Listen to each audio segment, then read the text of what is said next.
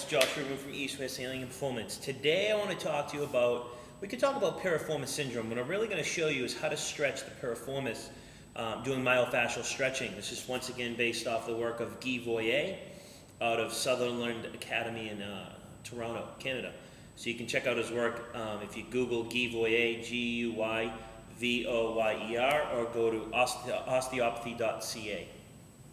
So a lot of people have piriformis syndrome. There's many reasons why you can have piriformis syndrome. We've created, it's really not a syndrome. It's usually an instability or an overuse. A lot of people get piriformis syndrome because they have a weak abdominals or core, or their weak pelvic floor. They have an anterior rotation of the pelvis from gut dysfunction, nutritional inflammation, on and on and on. The glutes become inhibited, and you actually overutilize the piriformis, because the piriformis not only externally rotate the hip and abduct it, which is moving it away from the midline, but they also cause slight hip extension. So the glutes do hip extension, but if they're not working, the body still has to try to extend the hips. So it overutilizes like the piriformis, gemellae inferior superior, obturator internus, externus, and quadratus femoris. So you can see how someone can have weak pelvic floor, abdominal wall, from gut dysfunction, improper training, postural issues, on and on and on. Pelvis rotates anteriorly, glutes become inhibited, then you overutilize those external rotators. So you can see how you can overutilize the piriformis from instability. Now you can actually create it from a tightness as well. People that work out incorrectly, or from repetitive use, from always having their foot externally rotated. Who knows? It can be many reasons. The bottom line is you need to figure out why your piriformis is tight or being overused. Is it because of an instability, which in my line of work, I would say most people that do, it's because of an instability rather than overuse. So figure it out. There's all these piriformis stretches. If you do have piriformis syndrome, of course there's things you want to do from improper training, stretching, myofascial work, soft tissue work, getting the glutes working in, cleaning up the diet. But the bottom line is, no matter what you do in that order, you do need to stretch it, okay, to release the hypertonicity. So I'm going to show you a stretch that I learned from Guy Voyer, this myofascial stretching, to stretch the piriformis, really to isolate it, to stretch the entire fascial chain around the piriformis, because it goes basically from the sacrum to your leg, okay, or to your femur. So if it's tight, it pulls the femur like that, which can cause issues with the sacrum, which can cause issues with the coccyx, which can cause issues with the pelvis. The piriformis, like I said, it externally rotates the hip, it abducts the hip, and it actually extends it. And if it's tight in the pelvis, it actually causes an anterior rotation. So what we're going to do is basically the opposite. To stretch it, we'll stretch the right side. So this foot needs to be straight.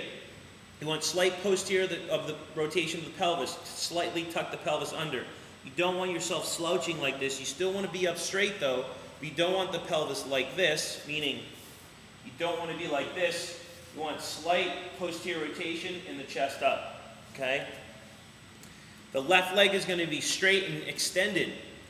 You basically want to supinate the foot, okay? What I want you to do is lift your toes toward yourself and then drive the outer part of the foot away from you.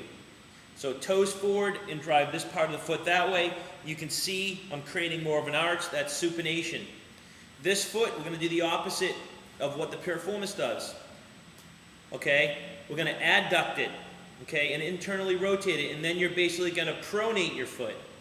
So the toes, you want your toes coming up in you, and now you're pulling your foot like this and decreasing the arch. Okay? I'm obviously very tight, but this should be more internally rotated. So you're driving your toes up, driving this part that way, or the lateral part of your foot. This is supination. You're driving your knee inward, adducting it. You're pronating your foot, lifting your toes towards you. Sit up straight, chin neutral. Try to raise your spine towards the ceiling as you elongate with both legs and driving your knee or adducting it to the midline. Arms extended out. You want to externally rotate them and reach. So you're reaching this way with your feet, your toes are coming this way, and you're elongating your spine as you drive your knee in adduction, which will stretch the fascial chain of the piriformis. So you want to drive in all areas for 30 seconds and do 3 reps. as you breathe. Okay, I'll review it again. Knees straight, toes towards you. Supinate the foot, keeping the toes forward towards you. Drive this in adduction towards the midline, because the piriformis externally rotates and abducts. So we're internally rotating and adducting. Toes towards you, pronate the foot, decrease the arch, increase the arch. Now, I'm driving with both feet, I'm pushing my knee inward with the muscles, chin up, pelvis in slight posterior rotation, which is like tucking under, arms out, rotating in external rotation, reaching though, in front of you, towards the wall, chin up, neutral, raising your head towards the ceiling, driving in all directions for 30 seconds for 3 reps. Now, it's a challenging stretch, but if you do it correctly after working out, you'll get a great stretch of the myofascial chain in the piriformis. It's quite effective, and you get much better results than just static, stationary stretching, which is quite boring and usually sedates muscles, okay?